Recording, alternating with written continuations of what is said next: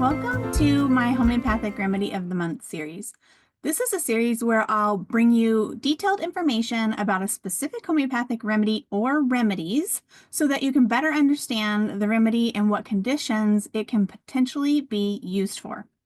As always, please note that the remedy or remedies discussed can be used for the conditions mentioned, but aren't always the right remedy for your specific situation. If you are a home prescriber but do not see improvements from the remedies you use, please reach out to me for a consult so we can get your health moving in the right direction. The remedy I'd like to share with you this month is Calimure. Calimure is the Latin name for potassium chloride. Potassium chloride is a mineral salt, and mineral salts are constituents of our cells, the basic building blocks of our cells. It has an affinity for the mucous membranes. So think about your ears, your nose, and your throat, and sometimes even the lungs. I like to think of Calimure as our mucus dissolver because the main thing we should associate with this remedy is thick, white mucus. But it can also be used as a blood thinner, dissolving fibrous clots in the blood.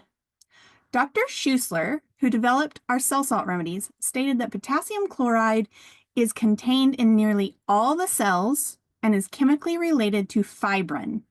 It will dissolve white or grayish-white secretions of the mucous membranes. So Calimure can be useful for coughs that bring up thick white sputum.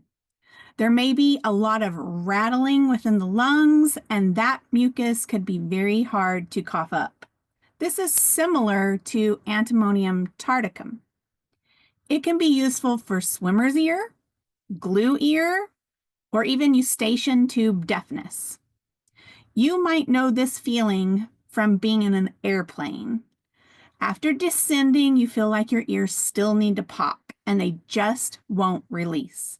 So it creates this sort of pressure and deafness there. Interesting thing is that you can give Calimure to a child on descending during a flight, and it will help to pop those ears to give them relief. It can be useful for leukorrhea, which is a vaginal discharge that occurs in females. This particular discharge would again be thick and white. Calimure can be used after the initial stage of a cold when the thick white discharges start setting in. It helps to dissolve this debris and mop it up to clean out our mucous membranes. There may even be a white coated tongue that's thick or slimy. Now, this white coating could just be mucus, as it is in the case of colds, or this could be a situation where someone has thrush in their mouth, in which case Calimure could also be very useful. So again, the main thing we should take into consideration when choosing this remedy would be thick white secretions.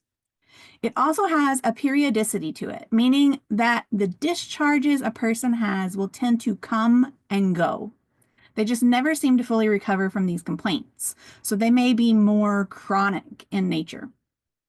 Some of the other conditions this remedy can be used for are allergies, swollen glands and joints, hemorrhoids, abdominal colic, cystitis, warts, acne, and even morning sickness when the pregnant woman is vomiting white phlegm.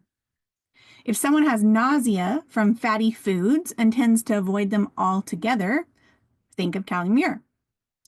As I stated before, it can thin out blood. So if there are dark clots during menstruation or dark clots in stools, Calimure could be employed. I personally love to use this remedy in a 30C potency, but it would also be beneficial to keep it on hand in a 6 potency as well. If you want to learn more about homeopathy, consider joining me for an intro to homeopathy class in the future. I'll provide that link in the description below, and if you have any questions, please leave them in the comments. As always, don't forget to like this video and share it with your friends. Thank you for joining me, and I will see you next time.